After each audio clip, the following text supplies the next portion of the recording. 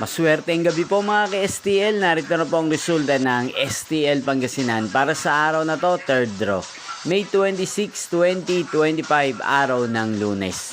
Naway mga natayan nyo po mga numero kanina ay manalo nawa ngayong gabing ito, 8:45 PM. Kaya kunin nyo na po ang mga tickets. Narito na po ang resulta.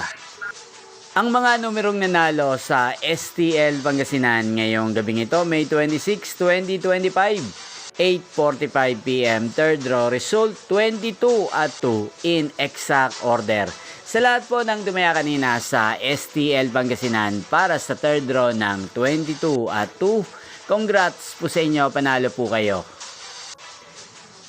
At ngayong gabing ito sa STL Pangasinan, natin pong i-shoutout si Ate Connie ng Pangasinan na lagi pong nanonood sa channel na to. Shoutout po sa inyo, Ate Connie. Sana po ay nasa mabuti kayong kalagayan. Sana iswertihin din ng mga numerong tinataya nyo sa STL Pangasinan.